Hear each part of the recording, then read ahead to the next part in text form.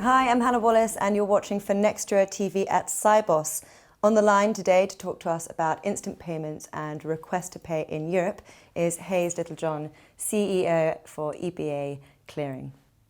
Hello Hayes, welcome to our virtual studios. Good to see you again. Hi Hannah, nice to see you. Yes, good to have you back on the show. So yes, instant payments, which was launched 3 years ago. Can you tell us how has the Rampup evolved across Europe and what's the state of play? Can we start there? Yeah, it's going very, very well. Thank you. It's as you know, we were there from day one. We were one of the first CSMs to go live with instant payments, and since then we've had successive waves of onboarding new PSPs, and the reach is now up to about 2,600 PSPs throughout Europe in 24 different countries. So from my perspective, it's going very, very well.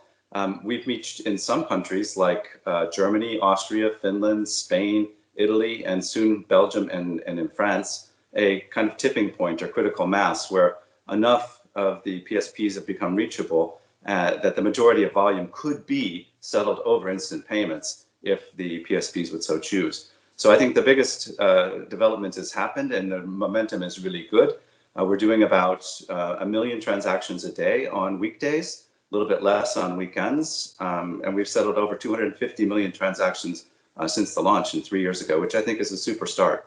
So these are some pretty promising developments there, Hayes. And of course, there are voices in the market saying that as of December 2021, all banks in Europe will have to connect to the TIPS, the Eurosystem's instant payment platform. Can you tell us how do you expect this to impact your customers?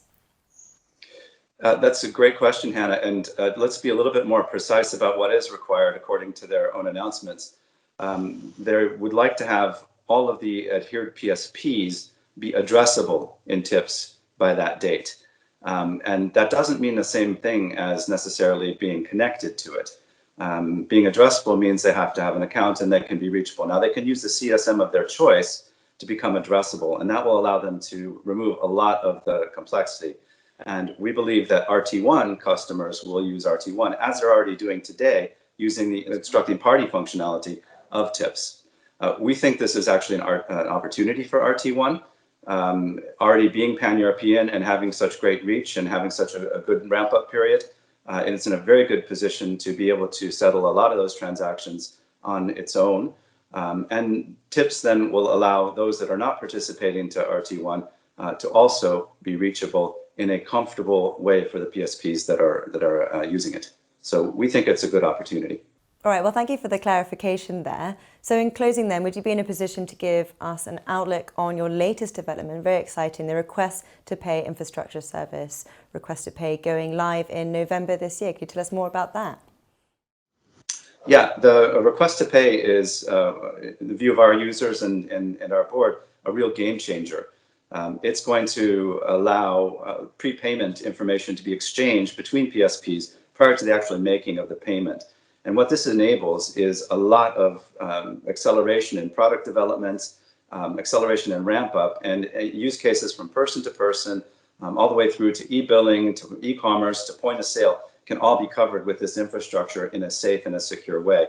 And what we're doing is we're developing alongside the scheme, which is being developed by the EPC, an infrastructure that will be able to handle those messages. And so PSPs that are wishing to use that can start as of November and going forward. And of course, when there's more critical mass, this will be even better. But it's a real game changer, and we've called it the missing piece of the puzzle, and we really believe it is. Some really interesting developments ahead then, and that's really what I want to end on, the crystal ball question, as it were. What do you think the future holds in this space, and what can we expect to develop? I think the future is very bright for payments in Europe. I think there's so much interest in it from all kinds of angles. And I think European consumers are going to have a number of choices in the future that will allow them to pay conveniently and fast and safely anywhere in Europe. And I think infrastructures like RT1 or Step 2 will continue to provide that kind of access to the financial industry to make those things happen fast and efficiently. Brilliant. Well, Hayes, we'll leave it there. As always, it's been such a pleasure catching up with you. So thank you very much for calling in. Thanks, Hannah.